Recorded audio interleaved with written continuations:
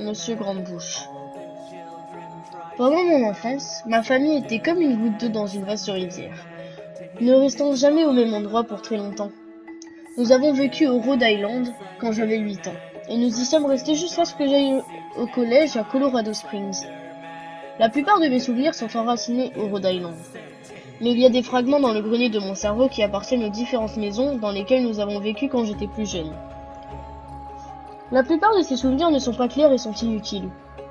Moi poursuivant un autre garçon dans la cour d'une maison dans la Caroline du Nord. Moi essayant de construire un radeau qui flotterait sur le ruisseau derrière l'appartement qui nous avons loué dans la Pennsylvania, etc.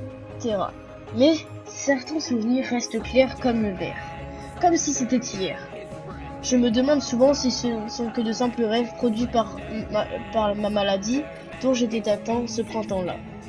Mais au fond de mon cœur, je sais qu'ils sont réels. Nous vivions dans une maison juste en dehors de la bruyante métropole de New Vineyard, dans l'état de Maine, population 643. C'était une grande bâtisse, surtout pour une famille de 3. Il y a un certain nombre de pièces que je n'ai pas visitées durant les 5 mois où nous y avons résidé. Dans un certain sens, c'était du gaspillage d'espace, mais c'était la seule maison sur le marché qui était à moins d'1 heure du lieu de travail de mon père.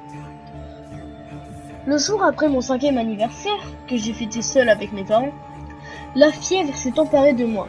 Le médecin a dit que j'avais une mononucléose infectieuse, ce qui signifiait beaucoup de repos et encore de la fièvre pour encore au moins 3 semaines.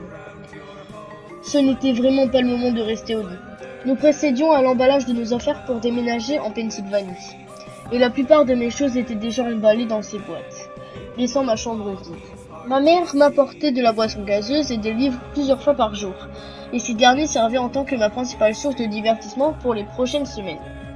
L'ennui rôdait toujours dans le camp, attendant de montrer son affreux visage. Je ne me rappelle pas exactement comment j'ai rencontré Monsieur Grande-Bouche. Je pense que c'était environ une semaine après que j'ai été diagnostiqué. Mon premier souvenir de la petite créature est moi lui demandant si elle avait un nom. Il m'a dit de l'appeler Monsieur Grande-Bouche, parce que sa bouche était grande. En fait, tout sur lui était grand en comparaison à son corps, sa tête, ses yeux, ses oreilles courbées, mais sa bouche était sans doute la plus grande. « Tu ressembles à un Furby », ai-je dit alors qu'il tournait la page d'un de mes livres. Monsieur Grande-Bouche m'a envoyé un regard perplexe. « Furby ? C'est quoi un Furby » a-t-il demandé. J'ai haussé les épaules. « Tu sais, le jouet, le petit robot avec les grandes oreilles. Tu peux le caresser et le nourrir, comme un vrai animal. » Oh, Monsieur Grande-Bouche a continué de tourner les pages de mon livre. Tu n'en as pas besoin, ce n'est pas la même chose qu'avoir un vrai ami. Je me souviens que Monsieur Grande-Bouche disparaissait chaque fois que ma mère me payait une visite. Je suis sous ton lit, m'a-t-il plus tard expliqué. Je ne veux pas que tes parents me voient car j'ai peur qu'ils ne nous laisseront plus jouer. Nous n'avons pas fait grand-chose durant les premiers jours. Monsieur Grande-Bouche a juste regardé mes livres, fasciné par les histoires et les images qui s'y trouvaient. Le 3e ou 4e jour après notre rencontre, il m'a accueilli avec un grand sourire. « J'ai un nouveau jeu auquel nous pouvons jouer, a-t-il dit. Nous devons attendre que ta mère soit venue parce qu'elle ne peut pas nous voir jouer. C'est un jeu secret. » Après que ma mère soit venue me donner des livres et du soda, comme d'habitude, Monsieur Grande-Bouche est sorti de sa cachette et m'a pris par la main. « Nous devons aller dans la pièce au bout de ce corridor, a-t-il déclaré. J'ai refusé puisque mes parents m'ont interdit de sortir du lit sans leur permission. Mais Monsieur Grande-Bouche a insisté jusqu'à ce que j'accepte. La pièce en question n'avait ni meubles, ni papier peint. Sa seule caractéristique distincte était une fenêtre sur le mur en face de la porte. Monsieur Grande-Bouche, qui est précipité, lui a donné une poussée ferme, l'ouvrant. Il m'a donc demandé de regarder en bas. Nous étions au 2e étage de la maison, mais elle était sur une falaise, donc le précipice était plus haut que 2 étages, dû à l'inclinaison. « J'aime jouer à faire semblant ici, » a expliqué Monsieur Grande-Bouche. « Je prétends qu'il y a un grand trampoline sous cette fenêtre et je saute. Si tu y penses assez fort, tu rebondiras comme une plume. Je veux que tu essaies. » J'étais un garçon de 5 ans qui faisait de la fièvre. Alors seul un flash spécisme a traversé mon esprit, alors que je regardais en bas en considérant la possibilité. « C'est haut, ai-je dit. Mais c'est ce qui est amusant. Ça ne serait pas amusant si ce ne serait pas haut. Tu ferais bien de sauter sur un vrai trampoline pendant que tu y es. J'aimais bien l'idée, m'imaginer tomber dans le vide pour ensuite rebondir sur quelque chose invisible par l'œil humain. Mais le réaliste en moi a pris le dessus. Peut-être une autre fois, ai-je dit. Je ne sais pas si j'ai assez d'imagination. Je pourrais me faire mal. Le visage de Monsieur Grandebouche a pris une allure féroce. Mais seulement pendant un instant. La colère a laissé la place à la déception. Si tu le dis, a-t-il soufflé. Il m'a dit de passer le restant de la journée sous mon lit, silencieux comme une souris. Le matin suivant, Monsieur Grandebouche est arrivé en tenant une petite boîte. « Je veux t'enseigner à jongler, a-t-il annoncé. Voici quelques trucs avec lesquels tu peux t'entraîner avant que je te donne des leçons. » J'ai regardé dans la boîte. Elle était pleine de couteaux. « Mes parents vont me tuer !» ai-je crié, horrifié que Monsieur Grandebouche ait apporté des couteaux dans ma chambre, objet que mes parents ne me laisseraient jamais toucher. Je recevrai une fessée et je serai puni pour un an. Monsieur Grandebouche a froncé les sourcils. C'est amusant de jongler avec. Je veux que tu essaies. J'ai repoussé la boîte. Je ne peux pas. J'aurai des problèmes. Les couteaux sont trop dangereux pour être simplement lancés dans les airs. Monsieur Grandebouche a froncé les sourcils de plus belle. Il a pris la boîte de couteaux et s'est glissé sous mon lit et y est resté toute la journée. J'ai commencé à me demander combien de temps il restait sous moi. J'ai ensuite commencé à avoir de la difficulté à dormir. Monsieur Grandebouche me réveillait souvent la nuit, disant qu'il a mis un vrai trampoline sous la fenêtre. Un grand.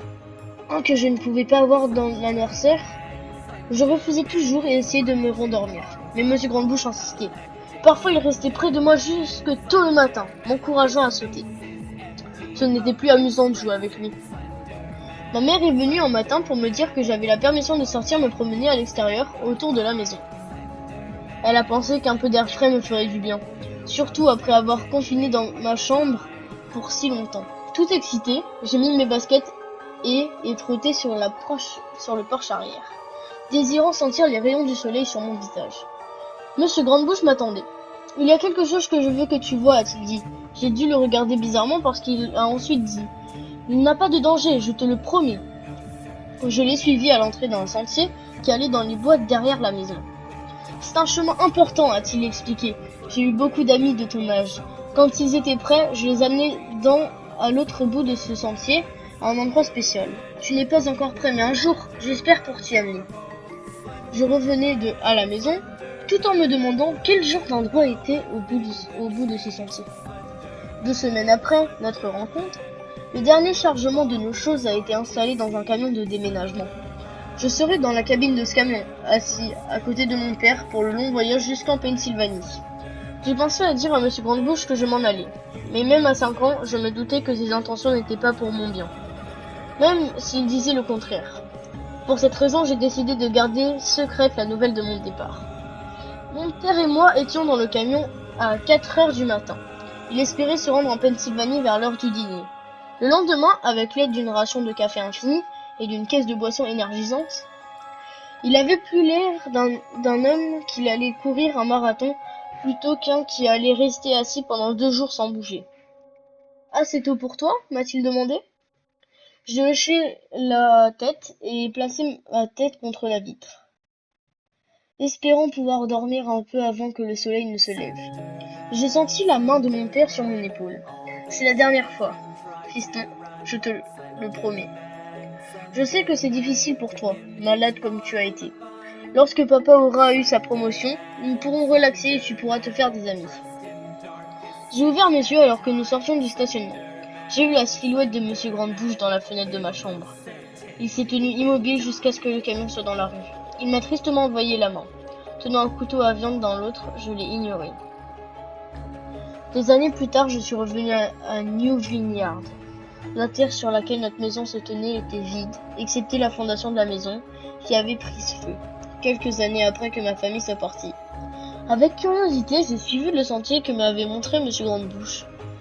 Une partie de moi-même s'attendait à ce qu'il saute de derrière un arbre pour me faire la peur de ma vie. Mais j'ai senti qu'il était parti, attaché à la maison qu'il n'existait plus. Le sentier menait au cimetière mémorial à New Vineyard. J'ai remarqué que plusieurs tombes appartenaient à des enfants. Voilà, c'était Monsieur Grandebouche. Si cette creepypasta numéro 2 vous a plu, N'hésitez pas à laisser un commentaire, à liker et abonnez-vous si c'est pas déjà fait. Et dites-moi si vous voulez une autre creepypasta, partagez-la sur les réseaux sociaux. Sur ce, je vous dis au revoir et bonne nuit.